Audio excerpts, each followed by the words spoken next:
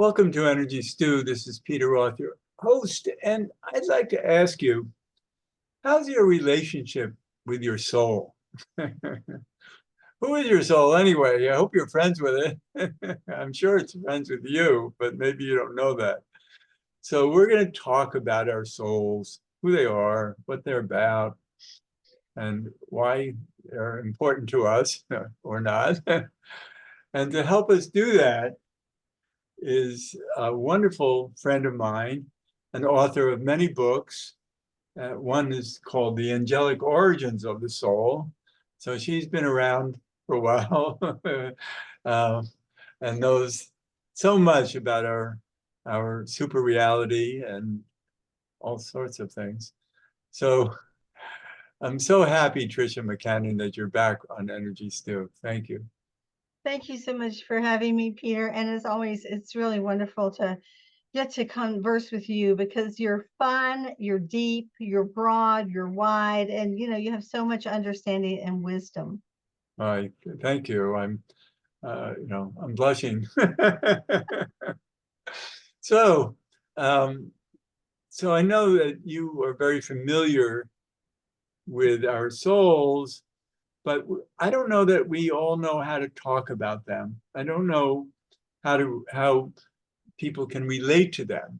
Or you could say, oh, so and so is soulful. Okay, but who are our souls, and what do we want to know about it? Well, as always, insightful questions. So let me just tell you my take on it.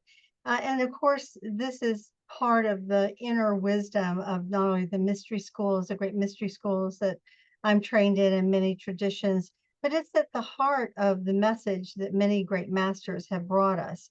And that is that each one of us has, let us say, a piece, an indelible, infinite piece that belongs to God or the Creator or a tomb, as the Egyptians called it, or Sugmad. There are many different names. But let us say the one and only for all eternity that decided at some point, this is a metaphor, that it awoke and decided to begin to create. And so, how could it do so? Well, it did so in sections. It unfolded itself. So the one, tried to behold itself to see what it was about. This became the divine father and mother, that overlapping looks like two circles creating the Vesica Piscis. That's the original Trinity, divine father, divine mother, and then the one that is beyond the beyond, is the nameless one. And then the next would be, the Trinity, the divine father and mother that created the divine son. That's the solar energy, the light of the world, and the divine daughter. That's the sound current. That's the Shekinah, the breath of God. And from there, really the nine. They're called the nine silent ones. And they come before even the angels or the archangels. And they are in divine intelligences that are expressions of the one, but they penetrate all dimensions and all realities. And they all have, let us say, a function and a shape, if you will. Like there's one that oversees the whole magnetic field. There's one that oversees the entire plant kingdom. This is beyond like what we think of as divas, or these are interpenetrating intelligences. And then we begin to have the unfolding, let us say, of the angels, the nine orders of the angels.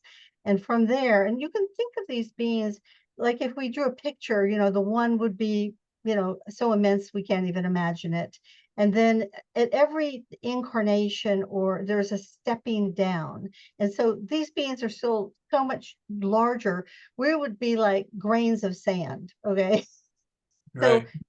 who we are as souls actually are, let us say, shards or fragments of the eternal one. And as they say, there's the soul and there's the spirit. So the spirit is, let us say, the breath of God, the Shekinah, that breathes life into us. But we also, as we all know, have an ego. And the ego is something that, is shaped by many things, our environment, whether we had good parents, bad parents, our wants and needs, our astrological chart, the human life design that you're so excellent at understanding. These are all holographic reflections, we could say, of the personality structure. And so I often think of the soul and the ego like most people, the ego's driving the buck wagon, and so it's going careening here and there and getting into ruts and chaos on the road. And the soul's in the back going, to the left, it's safer over there, go that way. But a lot of times the ego's not listening. And I think about people like Hitler. The soul was probably in the back going, Ari Vey, he never listens to me, okay? And the ego was driving the wagon. But of course, what we should be working to do is to not only invite the soul into the front seat, but also over time learn to give the reins to the soul, allow the soul to direct the life, because the soul is an aspect of the infinite one, and it is infinite within us. And of course, most people, there's a struggle between the ego and the soul. Give me the reins. I want to be seen. I must be famous. I must be rich. This is what the ego is saying. And the soul is like, it's okay. Calm down. We can make it. Just trust me. It's all going to be fine. So the soul knows before we come in. When it's up there in the higher worlds, it meets with our guides and then eventually the lords of karma that approve the life Can I plan. ask, what's the difference between our oversoul and our soul? Maybe our oversoul might be our higher self, and then our soul is a kind of a sub, created for a particular lifetime from the higher self. Well, I think of the soul as eternal, and of course it is part of the one. Yes.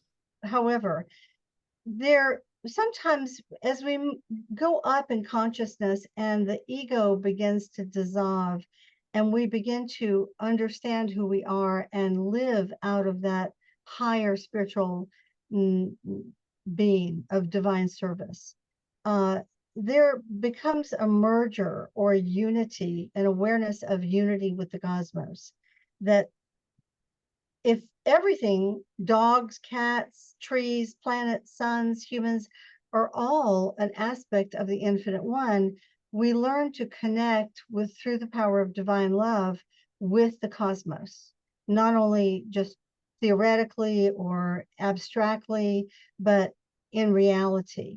And this is one of the ways that telepathy is done and heart communication is done at the higher levels.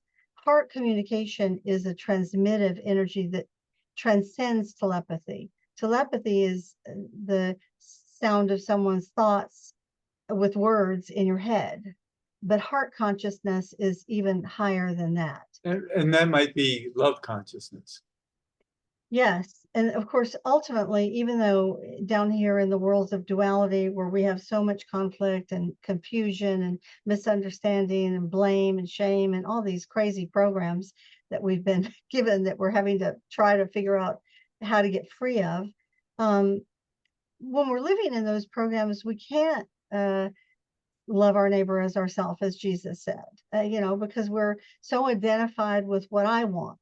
I want this land and you want this land. And instead of, saying, well, how can we work together?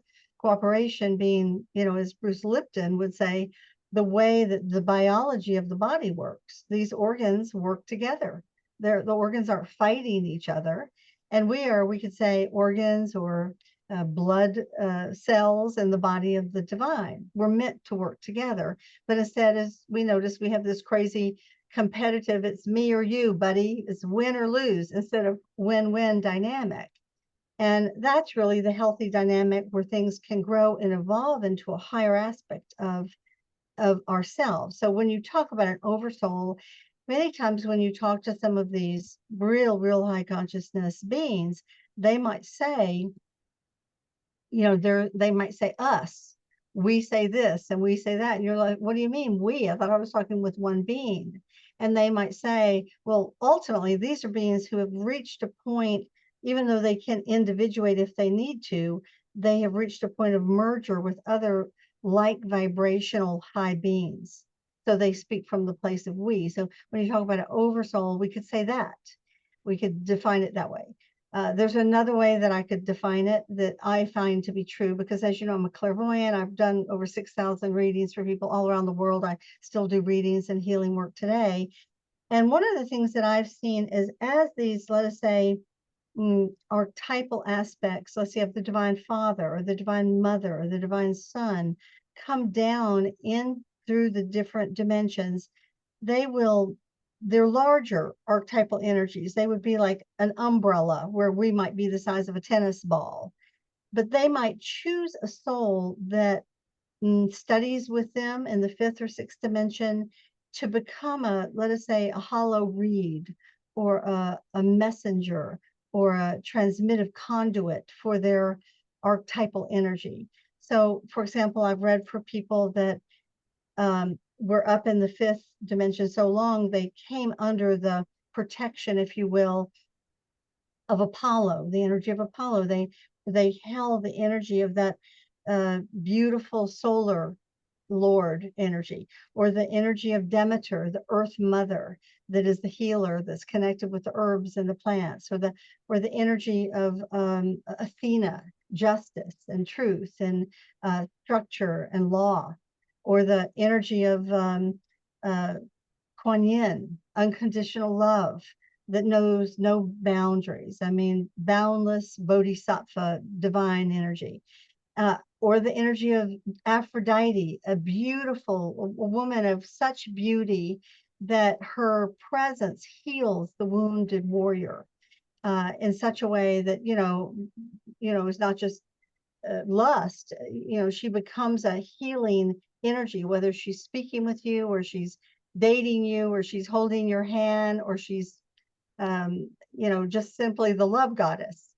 There are archetypes that live at these higher levels, and some of us become channels because our soul resonates with some truth about that being. Like I have for a long time, I think I came in very much under that Athena ray of truth and wisdom and knowledge and structure, and I still have it. But for about 30 years, my guides, which are the nine, the silent nine, have worked to expand my breadth, because I'm trained in many traditions in not only this lifetime, but in other lives. And so, if you had your eyes closed, or people who feel like I have some of the Isis energy, I picture Isis with beautiful black hair and gorgeous Egyptian features. So I don't look anything like that. But what we're able to embody if our ego can step out of the way and not be attached to a label, the label is not important. The real thing is the quality of your heart and your ability to be in that love soul consciousness, which then allows these higher divinities to begin to flow the nectar of their essence into you. I And love that. What's interesting, I've been studying levels of consciousness recently, and there are so many different levels that our population is at, but most of them are in the bottom half of the scale of 1 to 1,000. The average on the planet is around 190, and many good people are in the 400 range, and some special you're people. talking about the David Hawkins Yeah, the Hawkins scale, love right? versus power. And you might just take a moment to explain to the audience how they calibrated. The lowest was shame. That was a 20 on the scale of 1 to or 0 to 1,000. Right. I think you reach around the Christ consciousness around 900, something Well, like yeah, anywhere between 900 and 1,000 is about the high. It was the highest you can get. So what it is, though, is that the higher the consciousness is not about the more power you have. It's really the more love you express, unconditional love, universal love. And that's really what levels of consciousness are about. Within that, you can have these different categories of purpose. And be at the same high level as somebody else, but it's having a different program to support our world in and our universe in. So it's important. I'm so happy that you are identifying different categories that we can hold consciousness within. Yeah, it's really interesting in that love versus, I mean, a power versus force book. I find it very useful on a lot of levels. I don't refer to it too often, and I wish I referred to it a little more because I found it so fascinating. But I think that they talk about how anger is actually higher than depression, because with depression, you're giving up. With anger, at least you're still, damn it, I'm going to break through. I'm going to fight this. Yeah. Uh, then, I think cut the divide between what's kind of lower frequency and what becomes more positive life affirming frequencies was pride, because of course pride can be egoic pride, or it can be actually being proud of yourself for having done something worthy or good Artful pride. or surface. Yeah, it was very interesting, but the reason shame is the lowest is because shame, you don't love yourself.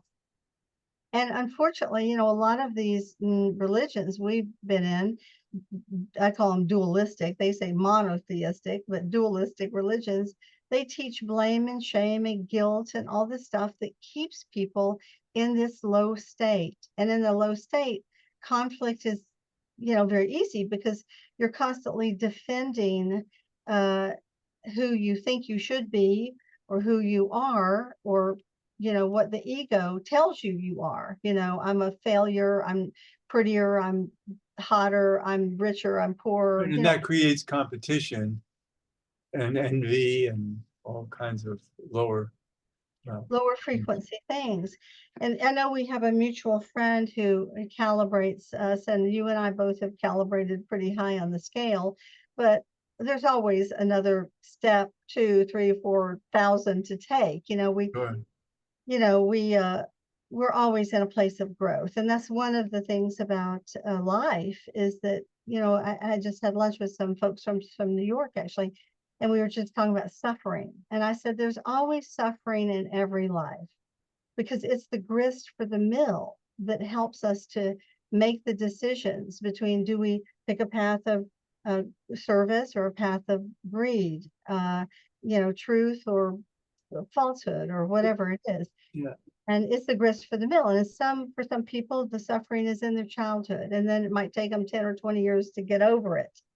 But I think our souls came here for that and not for living an ideal life that our ego would appreciate, but rather a life where we do have to struggle to, to find ourselves. But the ego, it pleases the ego that we're in that, because that's a great purpose of life, is to advance yourself.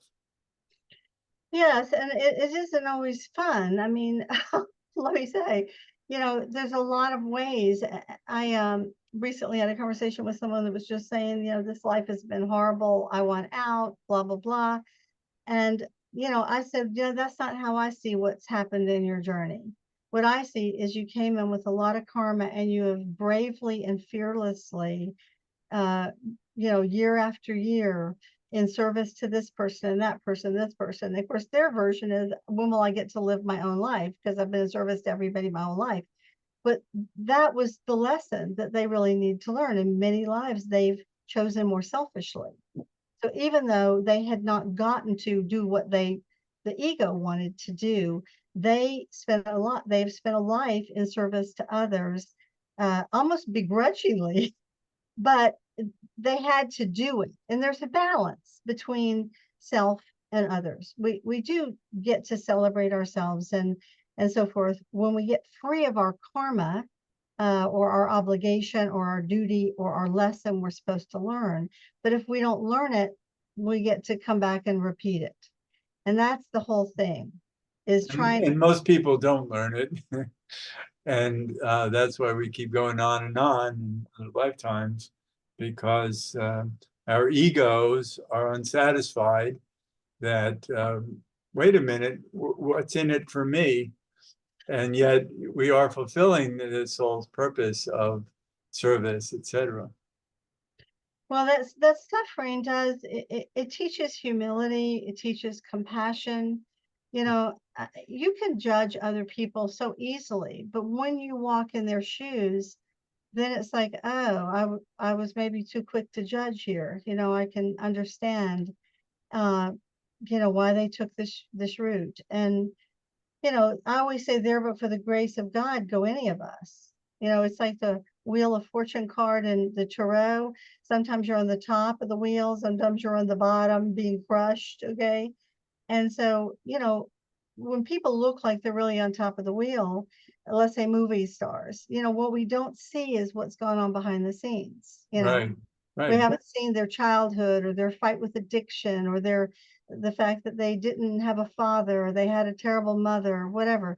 We don't see that. We just see what they're showing us. Or even people who have lived ideally, and we say, "Oh, I wish I could have their life," and these ideal people round the next corner and bump into something horrible. It's true. I mean, and the suffering does come. If you don't have some suffering, the thing about having suffering early on in your life is you have a choice. It makes you ask the questions, why is there suffering? Why is this happening? Those deeper questions, which is what happened for me, it propels you into a search for the deeper answers, which can be a search for God or the search for meaning or the search for, it throws you into asking at a higher level. Right. I did that with loss and grief, and I sought higher answers to handle that. Well, that's another way of suffering, losing someone that you love deeply. Another is having to take care of someone that you love and watching them suffer. And I've just Sure. come out 17 years of that with my mom, who just passed at nearly 100. And I'm so thrilled. She's in the higher worlds and the inner planes now, and she's doing great. I'm so thrilled for her. But I mean, she could not have been a more incredible, selfless, amazing person. And so I had the great privilege, but also burden, along with my sisters, of taking care of her for 17 years. It was just a tremendous amount. And, what's by the end, we were running on fumes. But, I look at it and I say, number one, we were so lucky to have such a wonderful soul as our mother. Many people don't have that, and so we were very honored to have her. And this is why a lot of my books are dedicated to her, because I work very much with the divine feminine, the divine mother, also the sacred masculine. But I had a mother that, even though she wouldn't be able to enter into the conversation we're having with these esoteric terms, in her heart of hearts, she was that person of love, generosity, and Yeah. She forgiveness. performed great service. And so she inspired me. And a lot of people, if you don't have a good mother, it's difficult to recover. And if you had a good father, you can, but if you don't have a good mother or father, you really have to kind of fire those parents, because they're just souls that are in their own chaos, and anchor to inner plane parents, the spiritual parents. And That's that's the wonderful. big difference.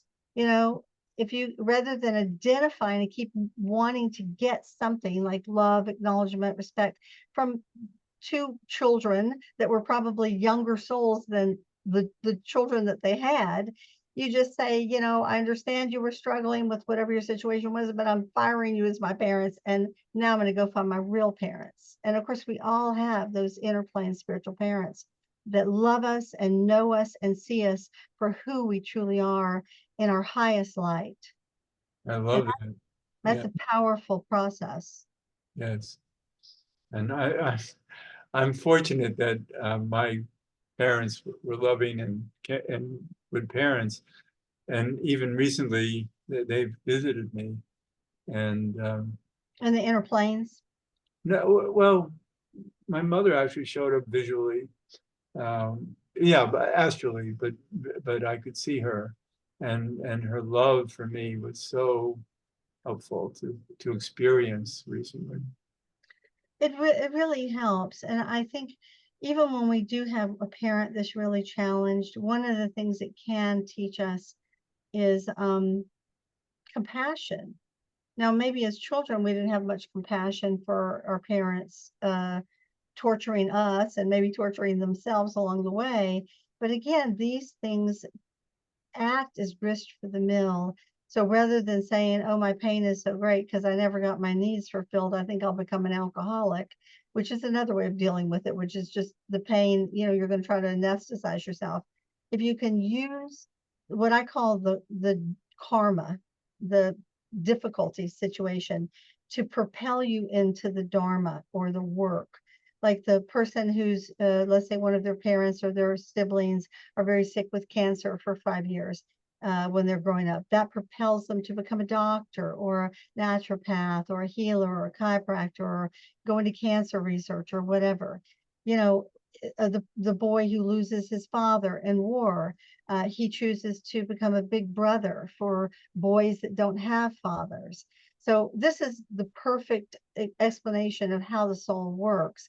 In order for us to get it on our radar, we have to have something happen. We lose we lose our farm. We see animals killed and we become an animal rights activist. So something has to catalyze us. We go out into the field and shoot rockets up in space with our dad, and we decide to become an astronaut. So the karma, whether it's positive or negative, the grist for the mill, propels us to our purpose. Right. And I believe that we came into life choosing these particular parents for these particular reasons, and we can fulfill that story for our souls. One So, thing I do want to say about that too is that sometimes we seem like we come in with tyrannical parents. Sometimes those are people that have killed us in the past.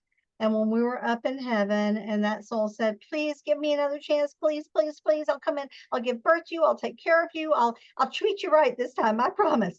And so the more advanced soul, which is going to be the child, is like, oh, okay, I'll give you another chance. So we come in, and of course the person doesn't kill us, but they still maybe are an abuser, because that soul can only have lifetimes that grow from the seeds of their past lives. Okay. And so this is why mastery takes a long time. We have to do it in increments. yeah. So part of your job as the abused child is to take your power back. That doesn't mean get power over your father and become a tyrant. It means to say, I as a soul have my own sovereignty and my own self-worth. And I refuse to accept this level of abuse. And I'm drawing the line, dude. Okay. I love that. We're really at the end of the show now. It's these are such great opportunities to hear from you and learn from you. So how can people follow up with you? My website is triciamccannon.com. So that's the Tricia, like Patricia, but no Pa. Tricia McCannon, MC, just like it sounds, Mac Cannon, Cannon, triciamccannon.com. I'm in Atlanta. I have a little more time now because my mom has moved to the higher plains, yay. And so I'm still doing readings and healings, and I'm usually booked a month or 2 months in advance, but I am here in Atlanta. You can email me at Tricia McCannon Speaks at yahoo.com and ask if you're interested in reading. Go to my website. You know, there's lots to see on the website. And yeah, and I teach about once a month actually for free for an organization called thewayoftruth.com. You can check that out. It's very much working with masters and inner plane beings like you and I both do, Peter. And there's a lot to read. And if it's something that draws your soul, you know, you can join. Doesn't cost very much to join. And there are all sorts of discourses.